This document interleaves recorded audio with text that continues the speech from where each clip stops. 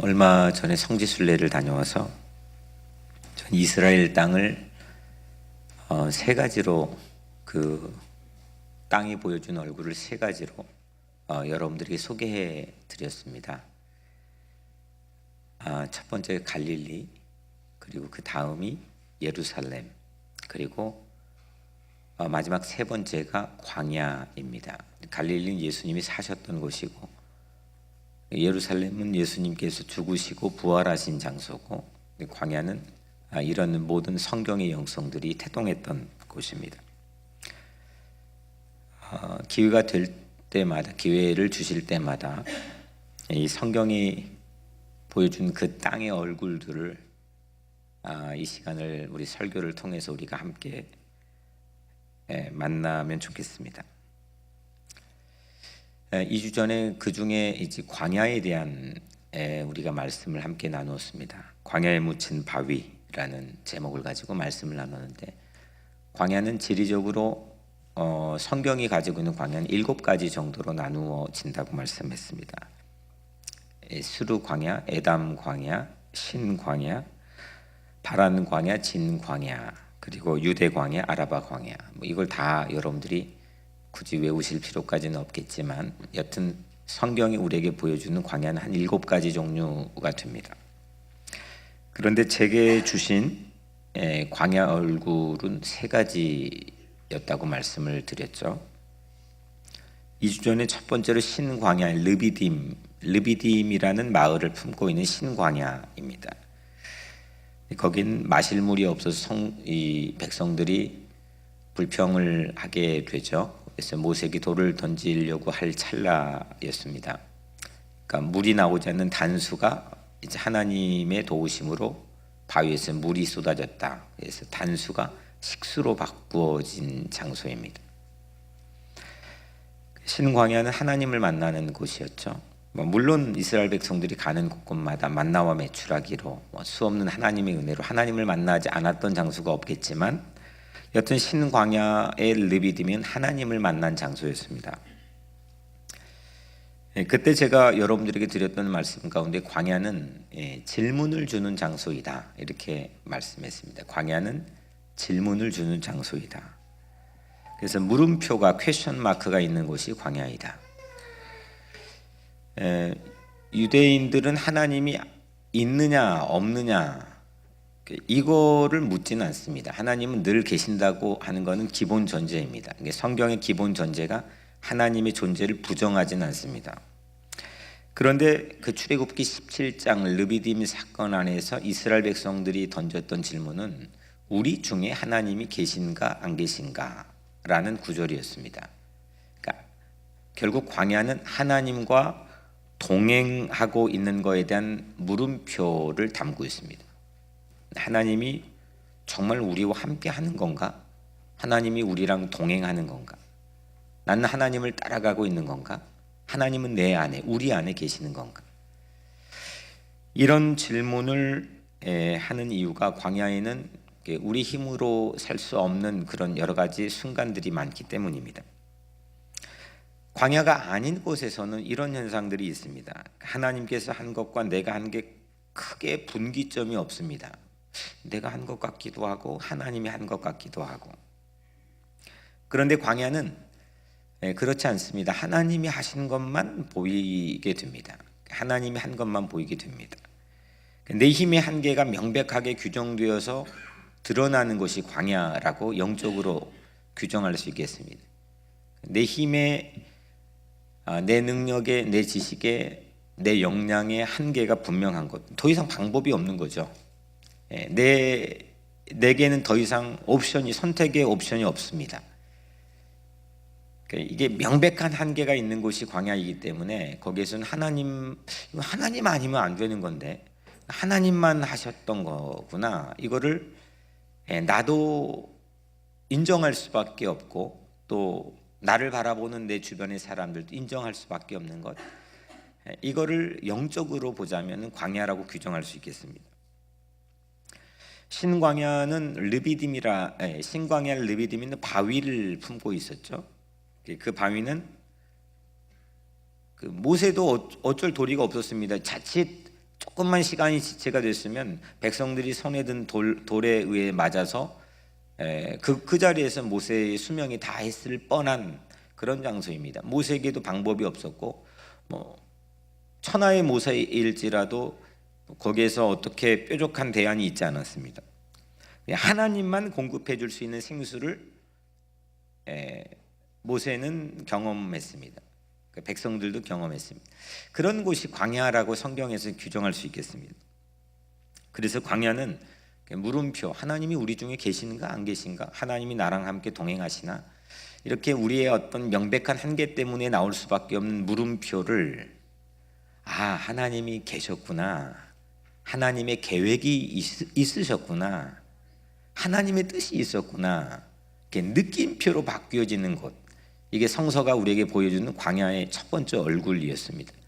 이거를 그냥 요약해서 광야가 뭐냐, 성서의 첫 번째 우리에게 보여주는 광야의 얼굴은 하나님의 은혜를 만나는 곳입니다. 그래서 오늘 혹 여러분들의 삶에 광야 같은 순간들을 지나고 있다, 이건 내 힘으로는 명백한 한계가 노출이 됐고 보여졌고 공개가 된 그런 삶의 순간을 지나고 있다. 바로 그곳이 하나님만 할 수 있는 것, 하나님만 도와줄 수 있고 하나님의 뜻과 계획이 있는 그런 곳, 광야는 하나님의 은혜를 만나는 곳인 줄로 믿습니다. 오늘은 광야의 두 번째 얼굴입니다. 이건 2주 전에 제가 말씀드렸던 내용들을 짧게 요약해서 여러분들에게 말씀을 나누었고, 이제 광야의 두 번째 얼굴을 오늘 함께 한번 만나려고 합니다. 광야는 지리적으로 우리가 생각해 볼 때 광야의 반대편에 있는 이미지를 생각해 보면 우리가 살고 있는 도시 같은 걸 생각해 볼 수가 있겠죠. 도시는 광야하고 좀 반대적인 그런 이미지 느낌들이 있습니다. 그래서 광야에는 차도 없고, 없는 게 참 많죠. 차도 없고 사람도 없고 그래서 광야에는 별 소음이 없습니다. 도시에 있는 소음이 없습니다. 아주 적막합니다. 아주 고요합니다. 그래서 반면에 잘 들을 수가 있습니다. 광야에 가보면은 아무 소리가 없습니다.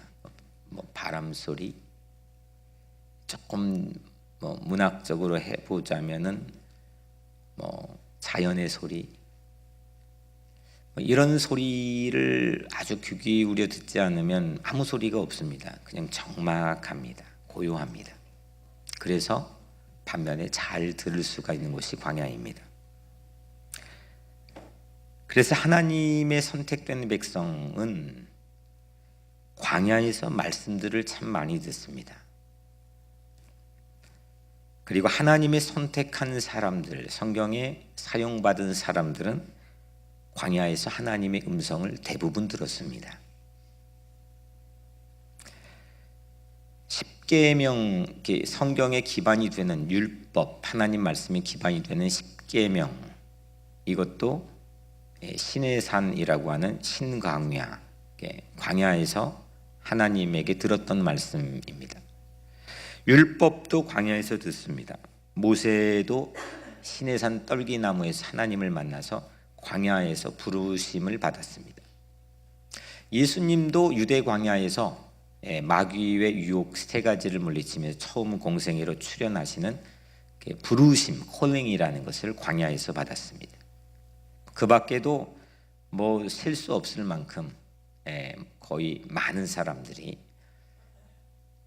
성경 안에서는 광야에서 소리를 듣습니다. 하나님의 음성을 듣습니다. 그래서 이거를 좀 은유적으로 문학적으로 생각해 보았는데, 광야는 하나님의 입과 같다. 그러니까 말을 해야 들을 것 아니겠습니까? 광야가 그 땅이 하나님의 말씀을 들었던 장소라고 한다면 광야는 하나님의 입이었겠다. 그리고 광야에 선 사람들은 그 인간의 청력이 급상승하는 그런 장소였겠다 싶습니다. 광야가 하나님의 입이라고 한다면 그 광야에서 인간의 청력은 아주 급격하게 그 능력이 향상되는 것을 우리는 성경을 통해서 보게 됩니다. 오늘 1절 말씀에 읽지는 않았습니다. 3절부터 본문 말씀이니까 이사야 40장 1절 말씀에 너희의 하나님이 이르시되입니다. 그러니까 너희의 하나님이 이르시되는 지금 우리 가진 번역 말고 이전에는 뭐라고 했을까요? 가라사대, 그렇죠? 가라사대. 지금 번역이 바뀌어서 이르시되.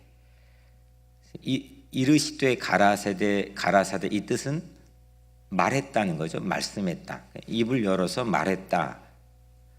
그러니까 하나님이 말씀을 했다. 이런 뜻이 오늘 1절 너희 하나님이 이르시되입니다. 하나님이 입으로 말씀을 했고 그 말씀을 이사야가 귀로 들었다. 이겁니다. 이 1절이 왜 중요하냐면 이사야 1장부터 39장까지는 아주 부정적입니다. 이스라엘 백성 망한다. 너희들 이젠 곧 망한다. 무너진다. 패망한다. 심판을 받는다. 계속 이런 내용입니다. 1장부터 39장까지 우리가 잘 읽지 않습니다. 설교도 반복해서 많이 하지 않는 것 같습니다. 좀 부정적입니다.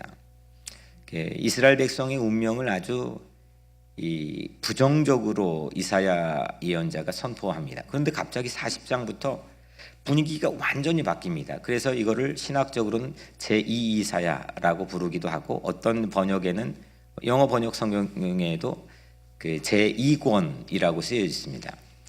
40장부터는 여러분들이 좋아하는 말씀들이 계속 나옵니다. 41장, 45장 너무 좋아하는 말씀들, 그 말씀들이 쭉 이어집니다. 그 말씀의 첫 문장, 하나님이 말씀을 했다. 어떤 말씀이냐 이겁니다. 그리고 오늘 본문의 첫 번째 외치는 자의 소리여 이르되, 여기에도 이르되가 있습니다. 외치는 자의 소리여 이르되. 하나님 말씀한 건 번역할 때는 시자를 넣어서 이르시되. 성경의 모든 곳이 그렇습니다. 예수님 말씀한 것도 이르시되. 근데 사람이 말한 것, 그 밖에 제자들이 말했던 것, 무리들이 말했던 것은 이르되로 번역했습니다. 근데 원문은 우리는 존칭어가 있지만 히브리어는 동일하게 사용을 합니다. 제가 이렇게 말씀을 장황하게 드렸던 이유는 이르되던 이르시되던 이 말이라고 하는 거의 뜻입니다. 이 말이라고 하는 거는 히브리어로 다바르인데, 근데 희한한 게 오늘 같은 절 3절에서 보면 광야에서 여호와의 길을 예비하라. 오늘 말씀이 제목이죠. 광야에서 여호와의 길을 예비하라. 사막에서 우리 하나님의 대로를 평탄하게 하라. 광야입니다. 오늘 말씀의 제목 광야입니다. 말은 히브리어로 다바르인데 광야는 히브리어로 mid바르입니다. 그러니까 밑자만 빼버리면 거의 비슷한 발음입니다. 다바르, mid바르. 그러니까 mid바르는 광야란 뜻이고 다바르는 말씀, 말이란 뜻입니다. 그래서 미는 from, 뭐뭇으로부터라는 뜻입니다. 좀 정리를 해보면 이 mid바르라고 하는 것은 다시 말하면은 광야라는 것은 말씀으로부터 이런 뜻입니다. 그러니까 애시당초 이 광야라는 이름을 규정하는 것 자체가 하나님의 말씀을 듣는 곳, 하나님의 말씀의 영성이 있는 곳, 하나님의 말씀이 들려지는 곳, 하나님의 말씀이 숨겨진 보화처럼 이곳저곳에 있는 곳. 이게 바로 광야가 우리에게 보여주는 두 번째 얼굴입니다.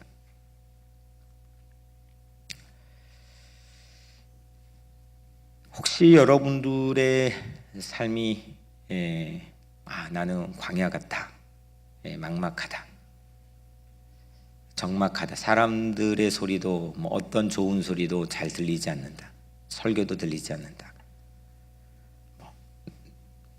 혹시 그런 광야 같은 삶을 지나고 있다고 한다면 바로 그 자리가 하나님으로부터 말씀을 들을 수 있는 midbar, 광야라는 것을 여러분들 오늘 마음속에 은혜가 되기를 주의 이름으로 축복합니다.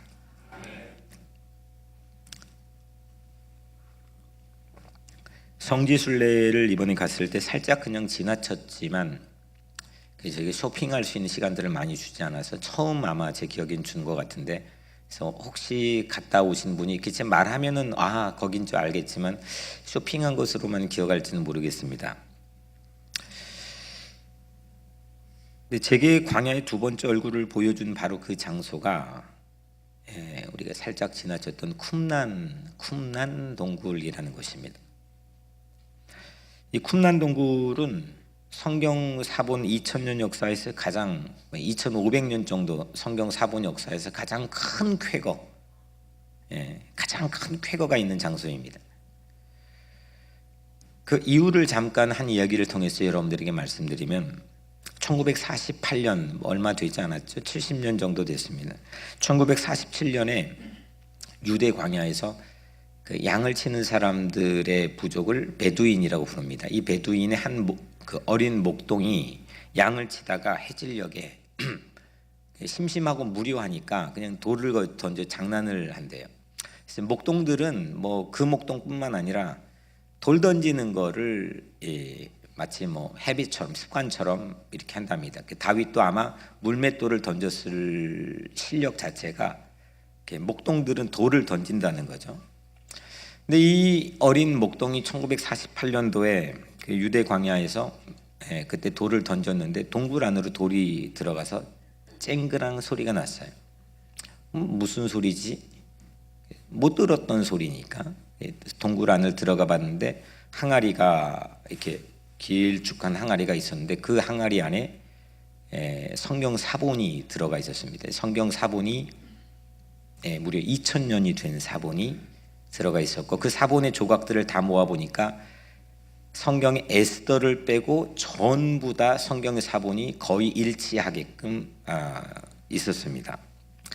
뭐 여기까지는 우리 사본이 성경의 사본이 또 발견됐나 보다 뭐 생각하실지는 모르겠지만 이걸 쿰난 사본이라고 하고 이 발견된 동굴을 쿰난 동굴이라고 이제 그 이후에 이름을 붙였는데 이게 왜 이 어마어마한 역사 동안 성경 사본의 최고의 쾌거냐? 여러분들 들고 있는 이것도 사본이잖아요. 이 복사본이니까. 여튼 이 사본 중에 왜 최고의 쾌거냐? 그 이유를 잠깐 말씀드리면 그 이전에 이게 발견되기 이전에 가장 권위 있었던 가장 오래된 사본 두 가지가 있었는데 하나는 레닌그라드 사본이고 하나는 시리아의 알리포 사본입니다. 이 두 가지 사본이 한 천년 주후 1000년 지금으로부터 1000년 전이죠. 1000년 정도 됐는데 이 이슬람에서 늘 그걸 가지고 이제 공격을 해서 기독교가 기죽게 만드는 하나의 요인이 되었습니다. 왜냐하면 이슬람의 코란 경전의 사본은 그거보다 한 150년 정도 이전에 있었기 때문에 야 너희 것은 몇 년 된 사본이냐? 왜냐하면 이 이슬람의 코란 경전도 세 가지를 인정을 하거든요. 모세오경, 창세기부터 레위기, 신명기 뭐 이렇게 쭉 5가지를 인정하고 시편을 인정하고 복음서를 인정합니다. 그런데 누구 거가 이게 진짜냐?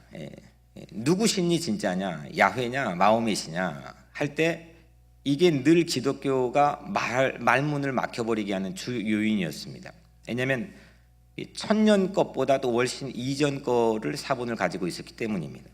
그런데 이 쿰난 사본이 아주 그냥 양보하고 늦춰가지고 잡아도 AD 70년 로마가 이스라엘 백성들을 함락했을 때에 기록했던 사본이라는 겁니다. 그러니까 1000년을 앞당겨 버린 겁니다. 그로부터 뭐 이슬람 사람들이 아무도 말을 못하는 겁니다. 그러니까 1000년을 앞당겨 이 성경의 권위 자체를 뭐 그냥 확 하고 압도해 버리니까 그 쿰난 사본에 세상의 모든 사람들이 경악을 했고 기독교인들이 환호를 했고 뭐 이거 자체의 도굴꾼들이 뭐 막 득실거렸고, 이게 뭐 한 나라의 국가의 재산만한 그런 가치를 가졌기 때문에 모두 다 그 유대 광야로 가지고 다 땅 파는 일에 전념을 했던 시기도 있었습니다. 이후에 오늘 제가 뭐 사본 얘기를 하려고 한 건 아니고, 이제 지금부터 제가 말씀드리는 이 동굴이 발견된 그때 그 성경을 만든 필사했다고 그러잖아요. 그 필사한 사람들의 공동체를 쿰난 공동체라고 부릅니다. 그 얘기를 여러분들에게 함께 나누려고 하는 겁니다. 광야가 두 번째 제게 보여준 얼굴은 쿰난입니다. 쿰난 공동체는 한마디로 하면은 성경을 필사하는, 사본을 만들어내는 그런 공동체입니다. 쉽게 말하면 그 남쪽의 유다가 바벨론에게 멸망을 당해서 포로로 끌려갔는데 몇 년도에 망했습니까?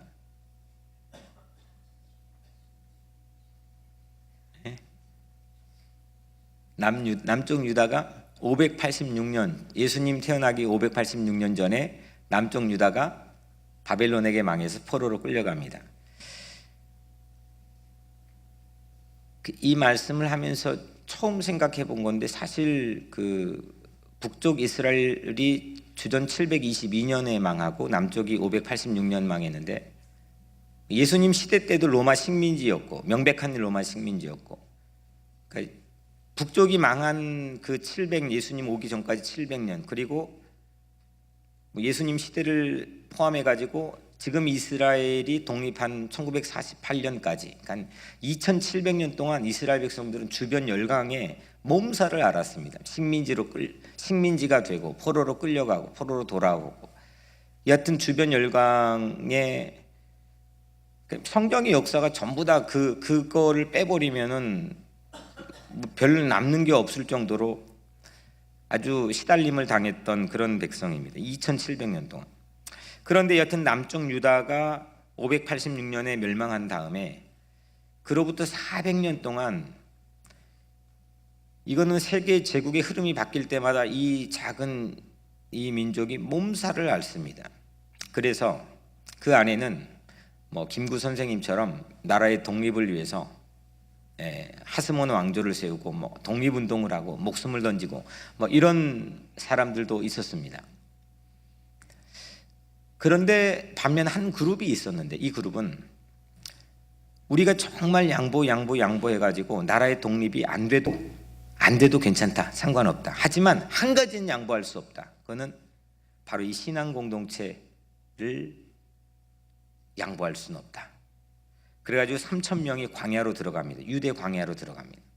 그게 한 예수님 오시기 한 100년 정도 전에 3,000명이 유대 광야로 들어갑니다. 이 사람들은 한 150년 정도, 170년 정도를 유지를 합니다. 그러니까 AD 70년에 로마가 예루살렘에 와가지고 아주 멸망시켜버려서 이스라엘이 세상에서 없어져 버리는 그 순간까지 유지를 합니다.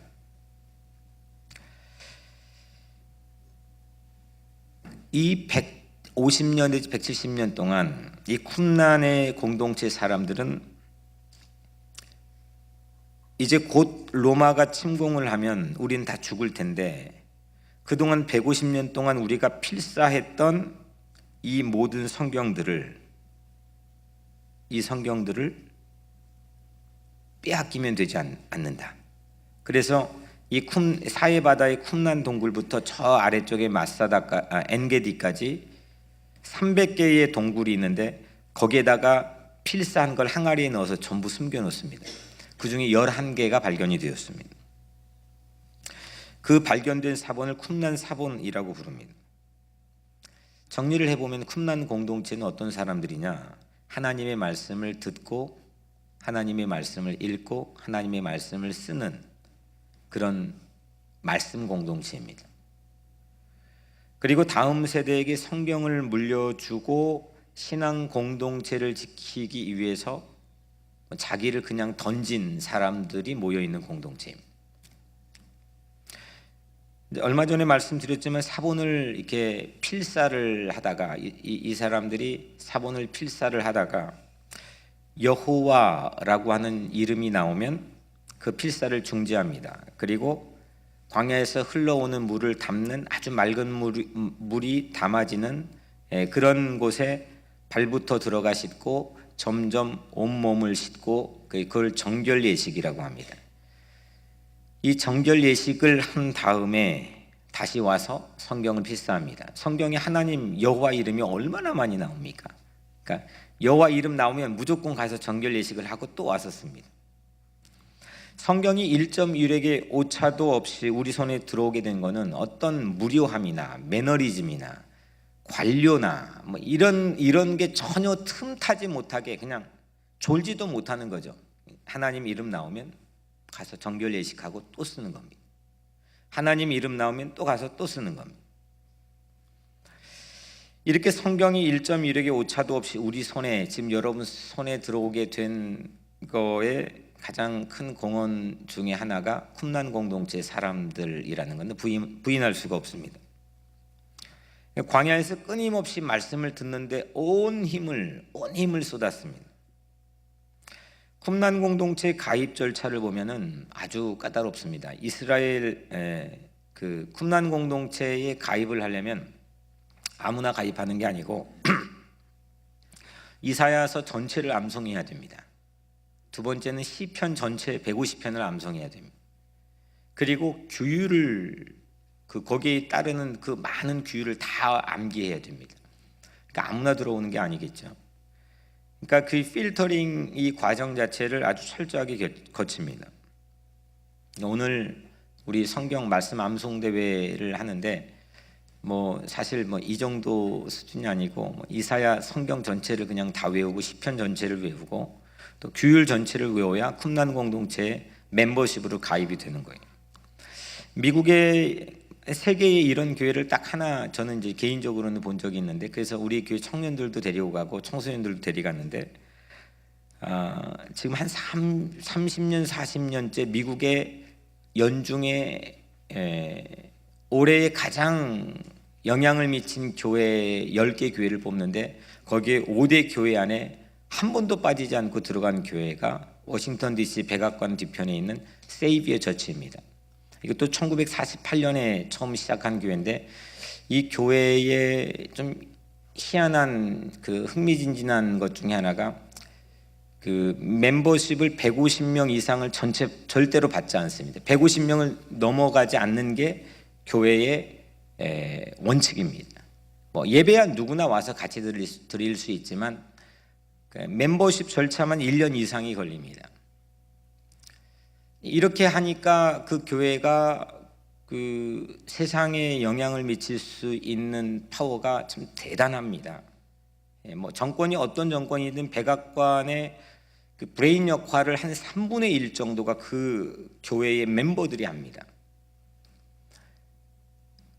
그리고 1년 버젯이 1,000만 불이라고 하는데 그 교회 사람들이 부자냐? 그렇지도 않습니다. 그 교회가 가지고 있는 비전이 너무 올바르고 너무 시대적으로 사회에 예수님 이름으로 공헌할 수 있겠다는 믿음 때문에 수없는 사람들이 돕습니다. 무료 병원이 있고 무료 급식소가 있고 무료 찻집이 있고 7개가 그 교회 주변으로 둘러서 있습니다. 저는 그곳을 가끔 갔던 이유가 사실 이 교회 부임할 때 제 마음속에 가지고 있는 우리 교회의 제 마음을 설레게 했던 비전 중에 하나가 그겁니다. 쿰란 공동체가 저는 그런 모습이었다고 생각합니다. 하나님 말씀을 절대로 나라를 빼앗기고 국권을 빼앗기고 주권을 빼앗겨도 내가 하나님 믿는 신앙, 특별히 이 신앙의 성경을 빼앗기지 않기 위해서 광야로 들어가서 그 성경을 필사하는데 모든 전 삶을 쏟아버리는 사람들이 쿰란 공동체 사람들이었기 때문입니다. 쿰란 공동체 하루 일과는 이렇습니다. 예배하고 함께 밥 먹고, 반드시 함께 밥 먹어야 됩니다. 함께 밥 먹고 그 다음에 함께 성경을 토론하고 필사합니다. 세 가지죠. 예배하고 밥 먹고 토론하고. 뉴욕 우리 교회 주일 일과를 처음 이렇게 디자인할 때 아이디어를 얻은 곳이 쿰란입니다. 우리 교회가 함께 예배하고 같이 밥 먹고 전파사 모임을 합니다. 함께 셀 모임을 전체 교인들이 함께 모여서 합니다. 이 패턴을 처음 도입한 것이 쿰란 공동체인데, 성경이 소개하고 있는 그 이스라엘 민족은 크게 네 가지 파 그룹으로 나뉘어져 있는데, 먼저는 사두개파, 바리새파, 에세네파, 그 다음에 젤롯, 이 네 가지입니다. 사두개파는 그냥 쉽게 말하면 성전 중심입니다.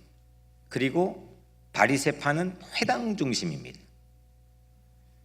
그리고 에세네파는 지금 말한 말씀에서 광야를 필사하는 사람들을 에세네파라고 했습니다. 그리고 마지막에 젤롯, 베드로도 젤롯 땅 출신이었을 거고, 또 가룟 유다는 명백하게 젤롯 땅, 여러분들 가진 성경으로는 열심당으로 되어 있죠. 이 네 가지 중심으로 이제 진행이 됩니다. 마지막 열심당은 그 안중근이나 우리로 치면 윤봉길처럼 뭐 이제 도시락 폭탄 가지고 신앙의 결기를 가지고 민족의 해방을 위해 싸운 사람들이 젤롯 땅입니다. 그래서 사두개, 바리새, 에세네, 젤롯, 이게 네 가지 정도의 구분이 있습니다. 근데 오늘 이게 마지막으로 이 쿰란 공동체는 에세네파에 속한 그룹입니다. 세례 요한도 이 출신으로 사람들은 얘기합니다. 광야에 들어가서 우리에게 유산을 준 쿰란의 유산은 성경 말씀을 생명보다 소중하게 여긴 3,000명입니다. 쿰란 공동체가 그 150년 동안 흔들리지 않고, 남들이 와서 죽이기 전까지도 쇠하거나 흔들리지 않았던 그 성경 말씀의 한 절, 그 150년 동안 흔들리지 않고 붙잡혔던 말씀 하나가 오늘 우리 본문입니다. 이사야 40장 3절인데, 외치는 자여 소리여 이르되 너희는 광야에서 여호와 길을 예비하라. 오늘 말씀의 타이틀입니다.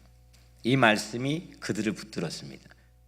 광야에서 여호와의 길을 예비하라. 그래서 미트바르, 광야에서 그들은 하나님의 말씀을 들었습니다. 쿰란 공동체는 외치는 자의 소리로 광야에서 살기를 소원했습니다.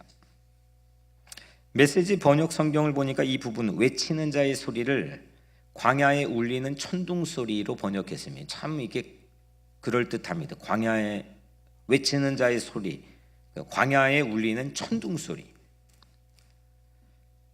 쿰란 공동체 사람들은 그래서 광야에 울릴 천둥 소리처럼 하나님의 말씀으로 무장해서 살기를 아주 열정적으로 소원했던 사람들입니다.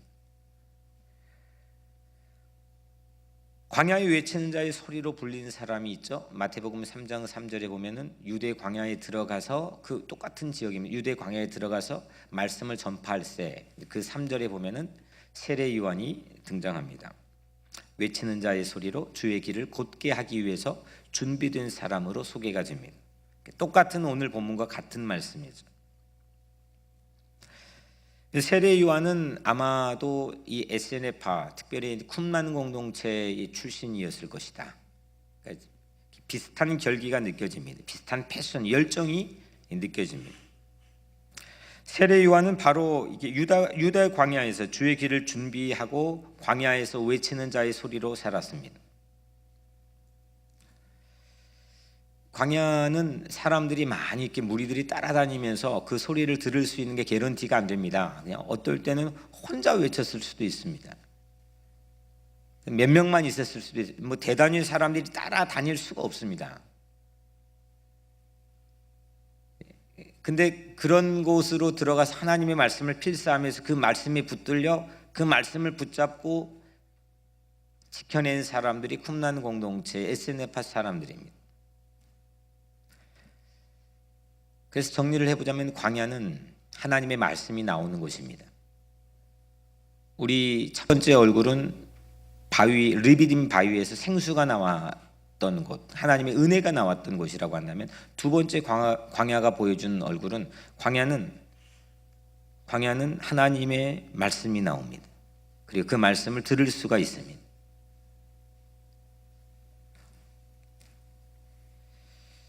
2012년도 추위가 있던 자정이었습니다. 우리 교회 그 제1선교지인 한국의 국경선 평화학교가 설립되기 바로 직전 해, 그곳 정지성 목사님과 저는 길이 없는 진흙탕의 산길을 그 자정쯤에 타고 올라갔습니다. 바로 북녘땅이 보이는 곳입니다. 아무것도 없고 얼마 전에 미군이 그 점령하고 있던 곳이었기 때문에, 그리고 이제 놓고 갔기 때문에 뭐 정말 귀신 나올 법한 그런 공간, 어디서 북한군이 꼭 튀어나올 것 같은 그런 기분이 든 그런 공간입니다. 미군 초소만 버려진 채로 있고 바로 눈앞에 북한 땅이 있습니다. 거기서 우리 둘은 소리를 질러서 막 부르짖어 기도했습니다. 그 이후에 정지성 목사님 그 후에 살면서 비가 오나 눈이 오나 그 소위산에 매일 오후 3시에 올라가서 민족을 위해서 기도를 합니다. 그리고 6년 전부터 해마다 우리 교회에서는 청소년들을 데리고 그 비무장지대를 1년에 절반씩 걷고 기도하고 합니다. 오늘 말씀을 준비하면서 비무장지대는 광야입니다. 우리 민족의 광야입니다. 이스라엘 백성에게 광야가 네게부, 유대 광야가 있다고 한다면 우리 민족에게 광야는 비무장지대입니다. 그것은 하나님의 말씀을 들을 수 있는 곳입니다. 작년 여름 유례 없는 한국 폭염을 뚫고 DMZ 절반을 서쪽으로 우리 청소년들과 함께 걸었습니다. 그때 우리 정 목사님과 함께 나눈 대화가 2019년 3.1 100주년에는 DMZ 500km에 온 민족이 함께나 손을 잡고 함께 하나님의 영광을 나타내자라고 하는 것이었습니다.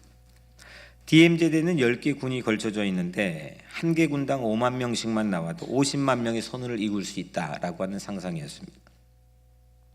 당시는 말도 안 되는 소리였고 그냥 들판에 나눈 얘기입니다. 듣는 사람마다 그 이후에 말을 해도 코웃음을 쳐서 더 이상 말하기가 좀 민망할 정도였습니다. 그런데 광야와 같은 소위산에서, 그리고 광야와 같은 우리의 삶에서 끈질기게 인내하면서 말씀을 붙잡고 기도했습니다. 말씀이 붙들어주는 힘이 바로 이런 것 같습니다. 말씀이 붙들어주는 힘은 무엇과도 비교할 수가 없고, 그건 뭐 전문적인 지식이나 식견을 고상해 가지고 있는 안목과 비교할 수가 없습니다. 말씀이 붙들면 흔들리지 않습니다. 유대 광야에서도 어떤 곳에서도 흔들리지 않습니다. 말씀이 붙드는 것은 꼭 하나님의 손으로 붙드는 것과 같습니다. 어제 한국에서 그 들판에서 나눈 얘기인데, 한국에서 30만 명의 민들이 비무장지대를 만발한 꽃처럼 수놓았습니다. 뉴욕에서도 350명이 유엔 광장 앞에 모였습니다. 특별히 우리 교회 성도님들이 체크업된 인원들이 한 100여 분 가까이 된 것 같습니다. 참 주변에 놀라더라고요. 그러니까 모든 직함들 다 단체장들 계급장 띄고 다 그냥 한 사람의 자격으로만 모이게 했는데, 정말 놀랍니다. 이 교회가 이렇게 할 수 있다는 게, 그래서 저는 어제는 보이지 않는 하나님의 전도지였다. 저는 그렇게 생각을 합니다. 참 우리 교회 성도들 정말 대단하다. 주 유엔 남북 대표부를 사상 초유의 사람의 손으로 이었습니다. 그리고 우리의 손은 통일을 불렀습니다. 이것을 사회학적으로 여러 가지 평가가 있을 수는 있겠지만 제 가슴에 신학적인 평가는 하나입니다. 여러 가지 얘기가 있을 수 있겠지만 그냥 평가는 하나입니다. 뭐냐? 이건 하나님의 말씀에 붙들린 결과다라는 겁니다. 광야에서, 적막하는 광야에서, 희망의 근거라고 하는 건 아무것도 없는 광야에서, 그 다음에 붙은 사람들은 그 깊이를, 느낌을 얼마나 가질지는 모르겠지만 이렇게 바람이 불 때는 붙는 건 쉽습니다. 그런데 코웃음 치고 그냥 미친 사람 취급하고 정신 못 차린 사람처럼 취급하고 돈키호테처럼 취급하는 그런 상황에서 하나님 말씀에 붙들려서 이야기하는 것, 이건 결코 쉬운 건 아닙니다. 아무도 봐주지 않는 길을 걸었지만, 우리 국제청소년 평화순례가 누가 봐주었던 길입니까? 그렇지만 저는 작년에 우리 국제청소년 평화순례에 참여했던 우리 청소년들, 그리고 이를 위해서 기도했던 우리 교우들이 사실은 보이지 않게 한국에 동서를 이었던 것에 저는 씨앗이라고 생각합니다. 그래서 정국 목사님한테 그런 얘기를 나눴습니다. 하나님의 말씀이 붙들리면 기적이 일어납니다. 하나님의 말씀이 붙들리면 새로운 길이 보입니다.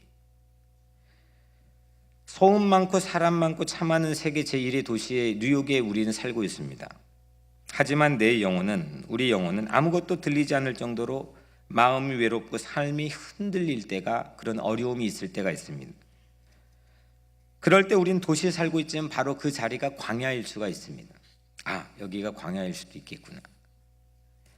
이때 우리가 그걸 기억합시다. 쿰란 공동체의 150년 흔들리지 않았던 말씀이었던 것, 광야에서 여호와의 길을 예비하라. 이 말씀의 문구, 오늘 말씀의 제목을 기억하길 바랍니다. 하나님이 나에게 말씀으로 오고 계시니 우리는 길을 예비할 기회로 삼자, 이겁니다. 말씀이 오면 어떤 바위가 있어도 뚫고 그 길을 만들어내 버린다는 겁니다.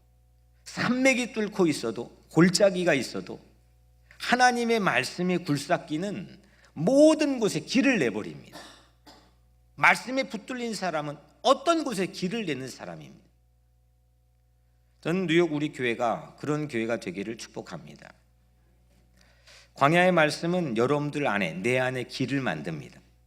그 길의 내용만 잠깐 얘기하고 말씀을 마치겠습니다. 오늘 4절에 골짜기는 들어간 거잖아요. 골짜기마다 도두어지며, 산은 높은 거잖아요. 산마다 언덕마다 낮아지며, 고르지 아니한 곳이 평탄하게 되며 험한 곳이 평지가 될 것이요.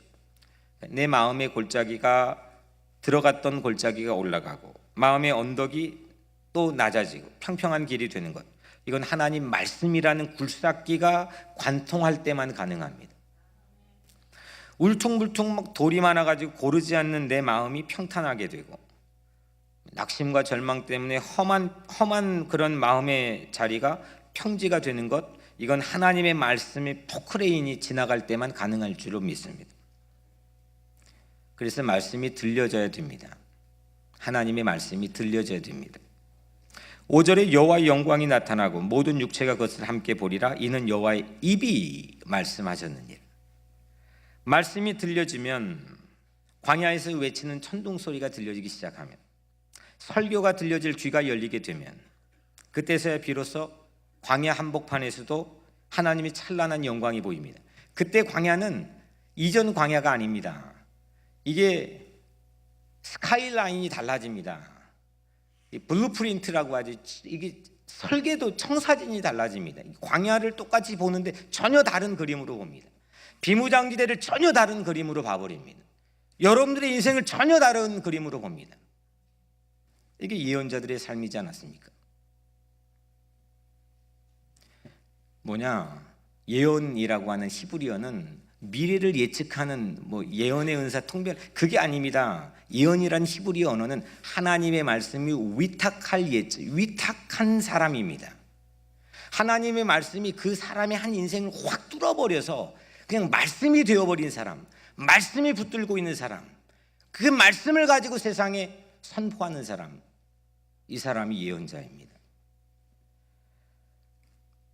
말씀이 관통하여, 말씀의 이 굴착기가 관통해서 하나님의 놀라운 영광이 보여지는 것, 이게 오늘 우리에게 주어져 있는 새로운 청사진입니다.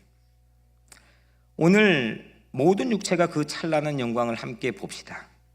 하나님의 입이 말씀하셨기 때문입니다. 하나님의 입은 광야입니다. 광야는 하나님의 입입니다. 광야는 곧 말씀입니다. 사랑하는 여러분, 유대 광야로 들어간 쿰란의 3,000명의 말씀 전사들처럼 우리도 광야 같은 세상에서 뉴욕을 쿰란으로 세우는 꿈을 가집시다. 우리 교회는 말씀의 영성을 준 광야 쿰란 교회입니다. 여튼 하나님께서 저를 보내 세워주셨는데, 저의 목양의 방향은 말씀 목회입니다. 우리 귀가 말씀이 들려지도록 귀의 정결 예식을 같이 하시기를 바랍니다. 하나님의 말씀을 귀로 듣고 내 마음에 새겨 필사하는 이 시대의 쿰란 공동체, 그래서 아예 그냥 내가 항아리가 됩시다. 1948년 그 쿰란의 동굴에 발견된 항아리처럼 내가 항아리가 되어서 마음에 새긴 말씀의 사본이 우리 각자가 될 수 있다면, 우리의 자녀들, 우리의 손주들, 우리의 다음 세대는 어쩌다가 인생이 힘들어 돌을 던질지라도, 무리와의 돌을 던질지라도 우리를 보고 그들이 말씀에 부딪힐 줄로 믿습니다. 오늘 여러분들이 각자의 삶에 이 말씀의 광야의 은혜가 여러분들 모두에게 있게 되기를 주님의 이름으로 간절히 축복합니다. 기도하겠습니다. 은혜로우신 아버지 하나님, 오늘 우리에게 주신 귀한 은혜, 광야에서 하나님의 길을 예비하게 하여 주옵소서. 말씀으로 광야에서 하나님의 길을 뚫고 가는 그런 힘이 있게 하여 주시고 하나님의 능력을 받게 하여 주옵소서. 예수 그리스도의 이름으로 간절히 기도드리옵나이다. 아멘.